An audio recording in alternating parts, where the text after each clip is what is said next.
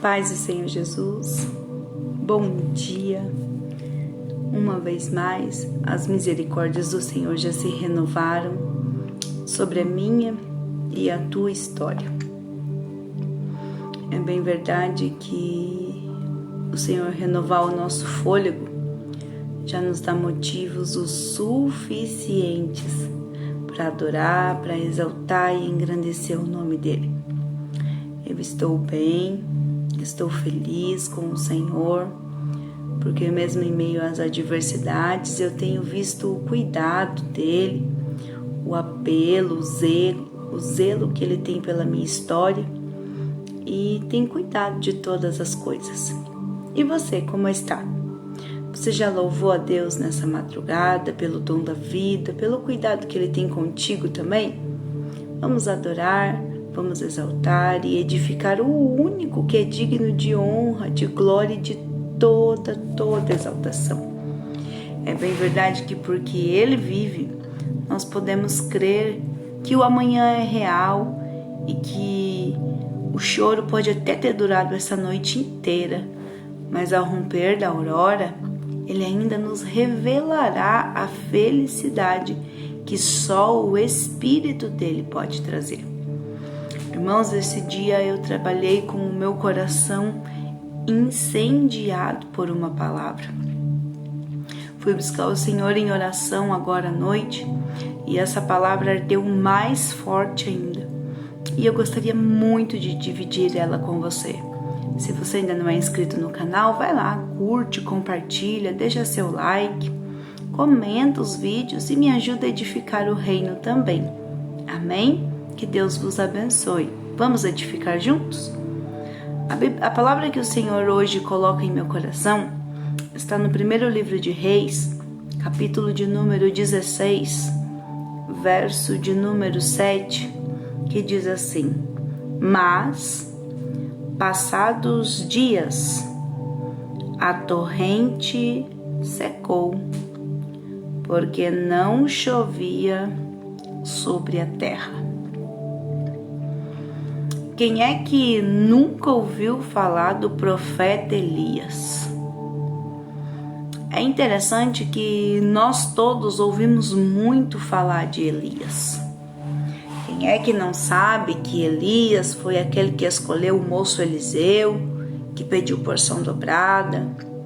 Quem é que não sabe que Elias foi aquele que, limpando o altar, tem a sua oração respondida com fogo? Ou aquele que, quando teme Jezabel, mesmo tendo toda a intimidade com Deus, se esconde na caverna? Nós sabemos muito sobre os feitos realizados na vida de Elias através do poder e da unção de Deus. O que ninguém sabe ao certo é a origem desse profeta, porque ele vem de uma cidade de Tisbe e o seu nome já tem dito: Jeová é Deus.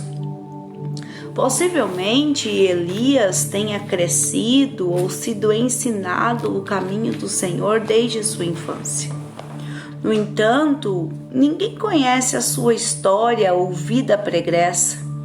Haja visto que ele já vai aparecer no capítulo de número 17 do livro de Reis, com o intuito de exortar e advertir Acabe sobre a necessidade de retornar à adoração a Deus e fazê-lo lembrar que há apenas um Deus, que é soberano, que é grande, que é o Deus do impossível, e Ele já está aí na sua casa como está aqui na minha nessa noite. É bem verdade que os anos se passam e as pessoas gostam muito de ministério profético quando ele envolve entregar bênçãos ou dizer assim diz o Senhor. Mas Elias começa um ministério profético um tanto quanto diferenciado, porque ele não se preocupa em divulgar da onde ele veio. Ele não se preocupa em identificar a sua genealogia. Ele não se preocupa em dizer qual é o seu berço, qual era a sua origem. mas ele se preocupa com a preservação do culto a Deus. E quando ele vê este culto sendo violado, ele vai à presença do rei e ele vai profetizar ao rei. E é interessante que ele não diz assim, diz o Senhor. Ele chega e determina dizendo que não choverá, não cairá chuva, orvalho, gota nenhuma, pelo período de 3 anos. Mas o ápice da profecia de Elias, na minha concepção, é quando ele diz: porque o Deus a qual continuamente eu sirvo. Você percebe isso, querido? A convicção e a confiança que ele tem na presença de Deus sobre a sua vida o motivam a ir na presença do rei para que o nome do Senhor seja exaltado. Nós vivemos em tempos onde as profecias muitas vezes são levadas muito mais em consideração do que qualquer outro movimento dentro da igreja. É bem verdade que há registros na Escritura Sagrada de que a ausência de profetas faz com que a terra pereça e que eles são necessários se levantarem. Mas bem sabemos que todo profeta já tem sobre o seu próprio nome carregador de fardos. E Elias consegue sobressair com essa chamada, porque ele vai na presença de alguém que poderia até lhe ceifar a vida, advertindo que o Deus a qual ele serve o justificaria e pelejaria por aquela nação. Eu começo a dizer nesta noite a alguém que possivelmente vai assistir essa live ou ao vivo ou em algum momento do seu dia, que começa a olhar e dizer que o culto, o seu momento de adoração ou as promessas que Deus tem na sua vida começaram a passar por momentos onde eles se encontram ameaçados. E talvez nem todos mais compactuem ou acreditem na mesma fé que você professe. Mas Deus te chama nesta madrugada para lhe dizer algo ao seu coração, dizendo: ei, te levanta nesta noite, porque Ele não honra quem tem descendência. Ele não honra por causa de genealogia. Ele não honra por conta de que alguém indica. Ele honra porque nós depositamos adoração diante a presença dele. E todas as vezes que nós o adoramos em verdade e em espírito, ele ainda se movimenta em nosso favor. É bem verdade que a Bíblia Sagrada vai continuar dizendo que após profetizar, Elias agora vai na presença de Deus e vai ficar com os seus joelhos dobrados, clamando e aguardando um novo direcionamento de Deus. Eu começo a imaginar o tamanho da surpresa de quando o Espírito direciona Elias para que ele vá para o lado oriental e que se esconda na torrente de Querite. O que é interessante na torrente de Querite é que Querite, ao contrário de Jordão, é uma torrente que é mantida pela água da chuva. E caso não chovesse, ali secaria. Às vezes nós começamos a nossa vida ministerial achando que Deus nos manda para o Querite porque Ele se esqueceu de nós. Começa a ficar interessante. Ele profetiza, vai à presença do rei, professa a sua fé soberana em Deus e a convicção de que o Deus que ele crê assim o faria, e agora Deus o manda para um lugar aonde é mantido pela chuva. Talvez nessa noite Deus esteja falando exatamente com você. Ele te colocou em um lugar e parece que de repente você está escondido. Parece que você está em um contexto ou alocado em um local aonde parece que daqui a pouco tudo vai fugir do seu controle. À medida que não há chuva, a torrente seca E agora nós começamos a fazer conjecturas de que a nossa geração diria, mas era claro que ia secar, porque se não há chuva, como é que a torrente vai verter se ela é fruto da chuva? É interessante que neste momento Deus continua presente na história de Elias. Mas aí ele começa a dizer que o pão viria de manhã e à noite. E agora que Jesus começa a falar comigo e com você. Porque a verdade é que a água se esperava acabar. Já parou para pensar como se torna interessante quando Deus nos permite viver a profecia? Elias vai na presença do rei dizendo que não vai ser chuva, mas às vezes ele não imaginava que a direção do Espírito Santo era levar a um lugar aonde a seca também chegaria. Mas sabe o que eu tenho para lhe dizer nesta madrugada? É que independente aonde Deus alocar a sua história, o seu socorro sempre virá de cima. Eleve os seus olhos ao monte, porque é de lá que vem o seu socorro. O seu socorro vem do alto. Ele sempre, sempre, sempre virá do céu. O cenário é de sequidão. O cenário é de mortandade. O cenário é de grande preocupação. Porque de repente agora não chove e o Querite agora não tem água.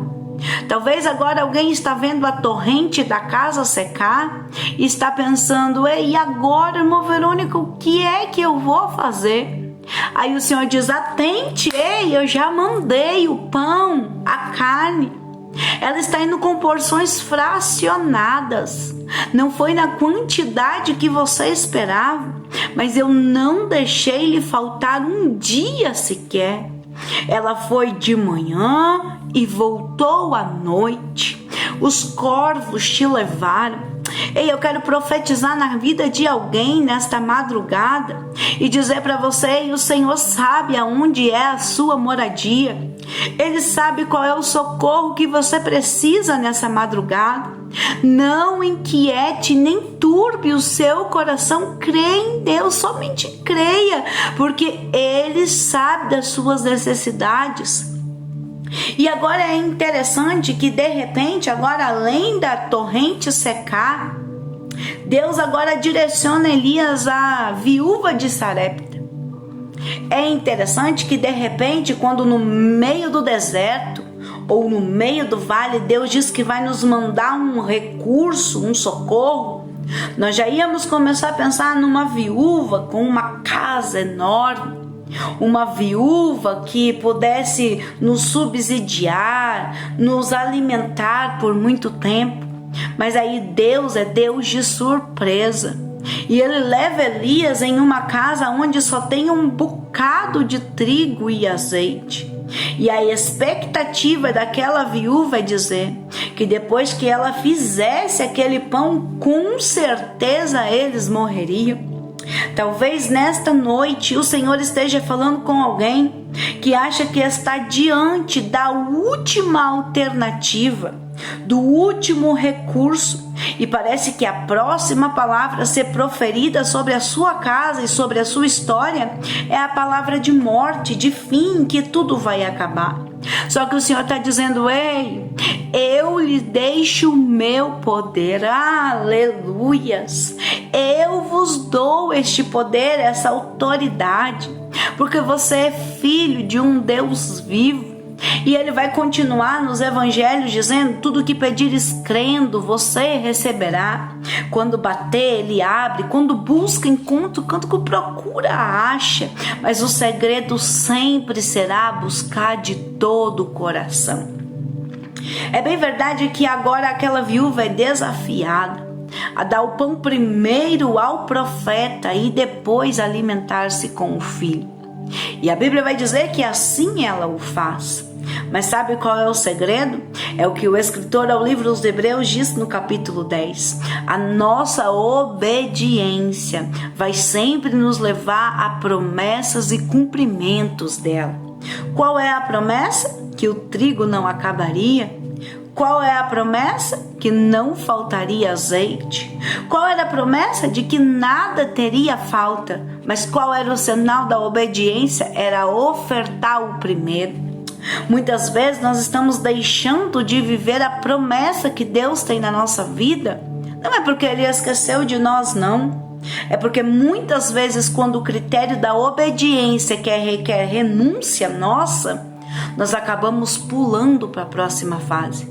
Mas aí Deus prepara uma madrugada como essa para dizer: ei, sirva o teu melhor louvor. A palavra que eu tenho sobre a sua casa ainda não é palavra de morte. Aleluia! A palavra que eu tenho sobre a tua casa ainda é palavra de vida. Não vai faltar. Busque primeiro o meu reino. Busque a minha presença, porque eu sou Deus de providência na sua casa. Elias vai ficar ali o período determinado por Deus. Ele vai permanecer naquela cidade, naquele vilarejo. E agora ele está ali e Deus o tem te sustentado.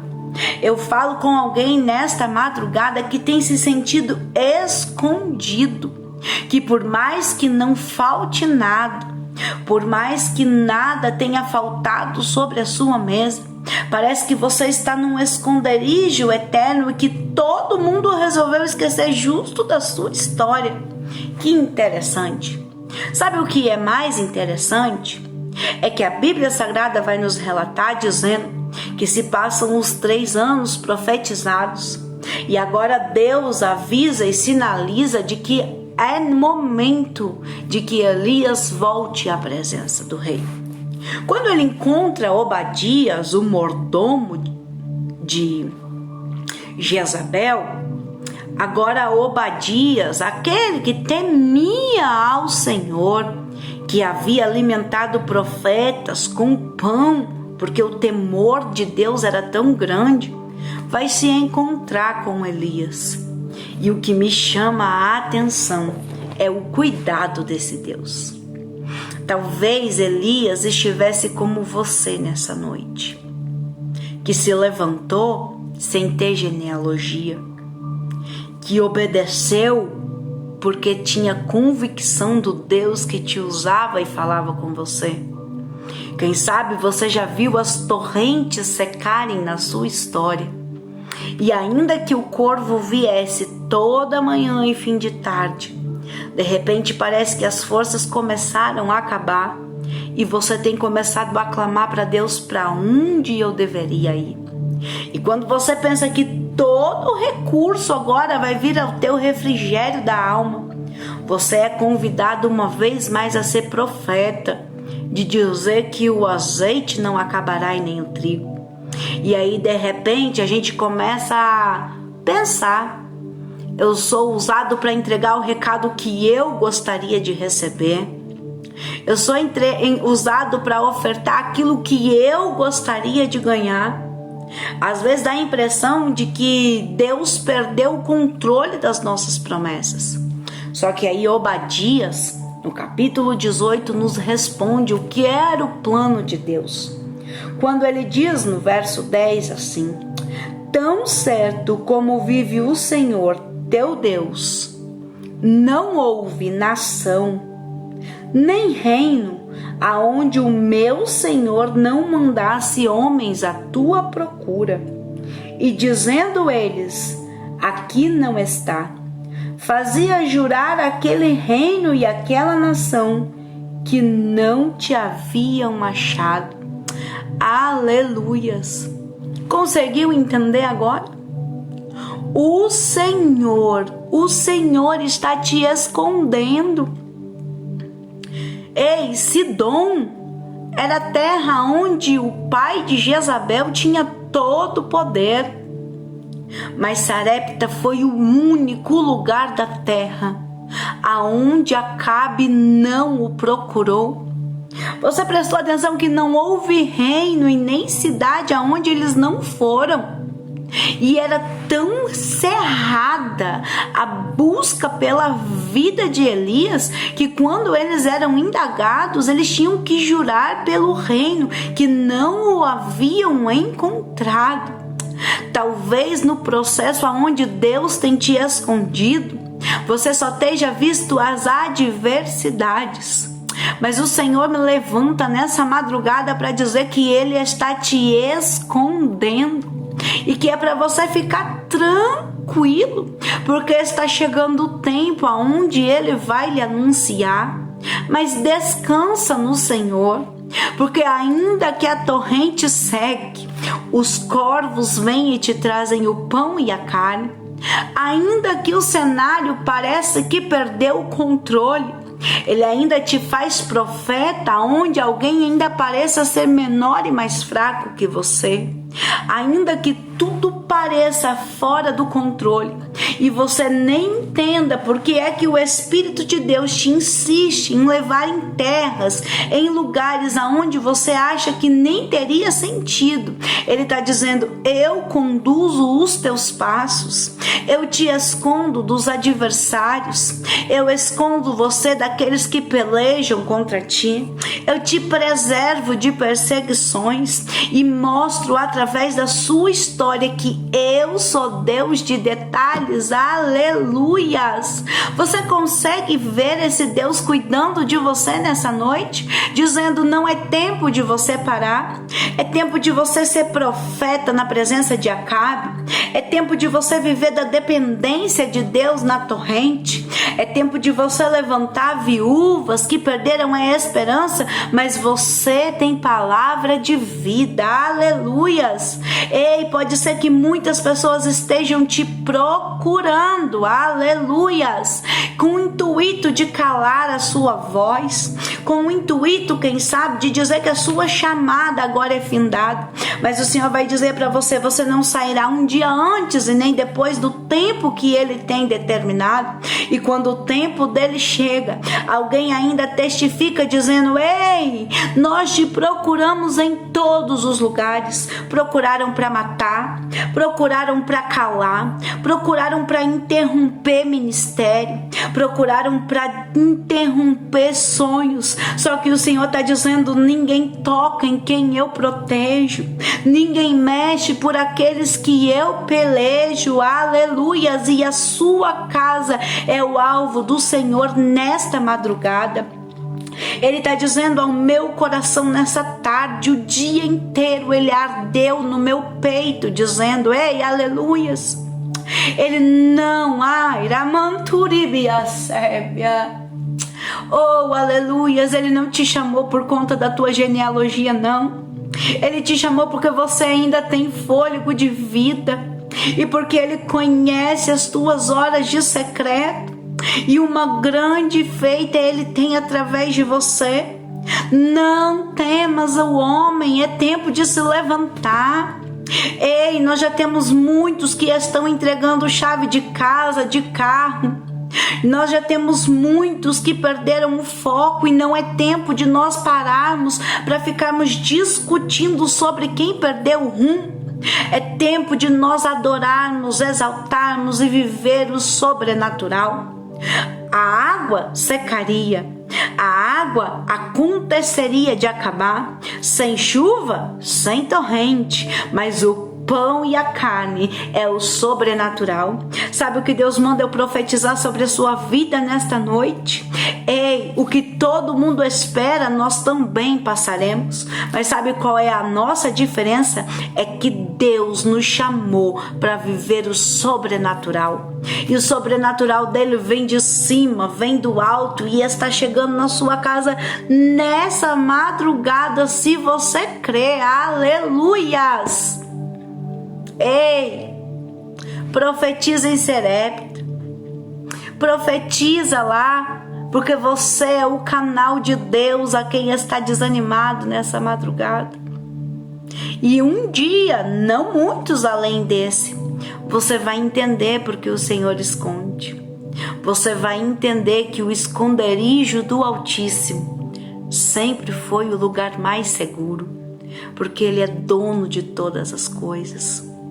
Ei, Fazem 2020 anos que esta palavra foi concretizada na cruz do Calvário. E depois da morte de Cristo, tudo é só pela graça. Por merecimento, teríamos o inferno. Mas porque a graça nos alcançou, é que nós podemos continuar a caminhada. Não é tempo de retrocedermos. O escritor do Hebreus diz que nós somos aqueles que não retrocedem. Nós somos o povo que vai viver a promessa. Enquanto houver fôlego de vida, adore e louve o Senhor. Não questione o trabalhar dele, não nos compete, como ele disse aos discípulos, a vós não compete saber tais coisas, porque nem ele não sabe, o Senhor reserva segredos. E por que muitas vezes nós queremos falar os nossos segredos, as nossas intimidades com Deus para todos? Nem todo mundo vai sonhar o teu sonho e nem todo mundo vai acreditar na sua promessa. Mas uma coisa eu sei, se você tiver convicção de que o Deus que você continuamente serve é o Deus Todo-Poderoso, o impossível ele faz por você. E ainda vão se levantar Obadias na sua história para testificar dizendo: o desejo do adversário era te calar, mas o teu Deus te preservou. O desejo do adversário era te ceifar, mas Deus te deu o fôlego de vida. O desejo do adversário era calar a sua voz, mas ele renovou o fôlego. Eu não sei qual é o desejo do teu adversário, mas eu creio uma coisa: o desejo do teu Pai é fazer você viver na dependência dele. Que nós possamos guardar essa palavra no nosso coração e que nós continuamos sempre sendo dependentes de Deus. Amém? Você crê assim? Eu creio que o Senhor tem me guardado.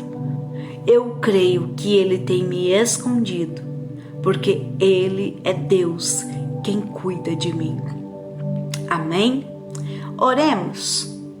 Soberano Deus e eterno Pai, diante da Tua presença estão todas as nossas vidas.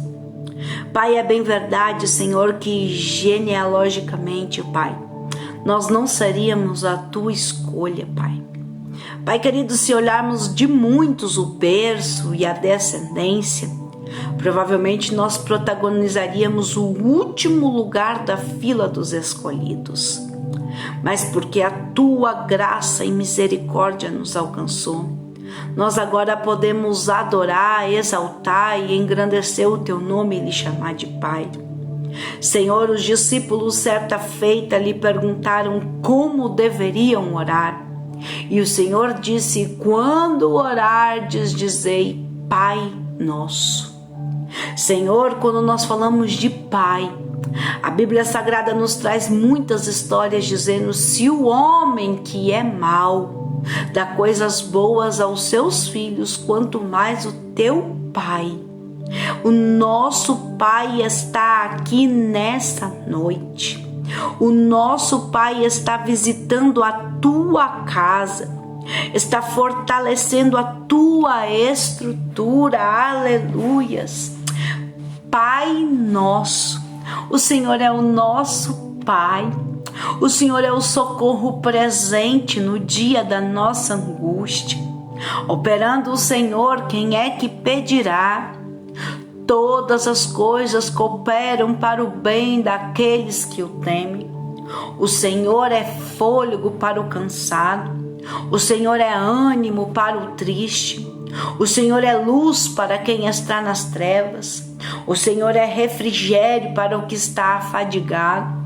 O Senhor é aquele que levanta e ninguém derruba. Poderoso é o Senhor. E nesta madrugada nós te clamamos, Senhor, para que esse poder recaia sobre lares, sobre casas, e que nós possamos juntos e unidos, Pai, perseverar até que a sua volta venha. Espírito Santo de Deus, nos guarde, Pai, em esconderijos, aonde é apenas o Senhor que tem acesso. Senhor, e como eu sempre lhe digo em minhas orações pessoais, se a minha vontade não for a mesma que a sua, papai, que a sua sempre prevaleça na minha história, porque o Senhor já conhece o meu amanhã. A palavra nem chegou nos meus lábios e o Senhor já tem o controle de todas essas. O Senhor sabe a minha estrutura e o que eu não suporto e o que eu suportaria. Pai querido, Pai amado, se as nossas vontades não coincidirem, que a sua prevaleça sempre sobre a minha vida. Pai, traz refrigério sobre vidas nesta madrugada. Traz, Pai querido, renovo. Traz motivação para que os teus filhos continuem a caminhar. Coloca a palavra de vida, Pai. Senhor, coloca lábios, Pai, com sorrisos no romper desta aurora, porque há filhos e filhas suas, Senhor, que têm chorado, que têm pranteado, Pai, mas têm crido, Senhor, que o choro pode durar uma noite, mas a alegria vem ao romper da manhã. Alcança os teus servos nesta madrugada, Pai querido. Traz um cântico novo, Jesus, sobre casas, porque, Pai querido, nós somos como um monte de Sião que não se abalam, mas permanecem firmes diante da tua presença. Abençoa os teus servos nesta madrugada, Jesus. É o que eu tenho a lhe pedir, Jesus, e já te agradeço, porque eu sei que o nosso Redentor vive e por isso nós cremos num amanhã. Que Deus vos abençoe. Fiquem na paz de Cristo. E se puder, compartilhe essa live, deixa seu like, compartilha, comenta e me ajuda a divulgar o reino. Daqui a pouco vai estar lá no canal. E que Deus possa te abençoar por você ter dividido esses minutos comigo. Até a próxima, em nome de Jesus. E não esqueça, vamos edificar juntos, em nome de Jesus.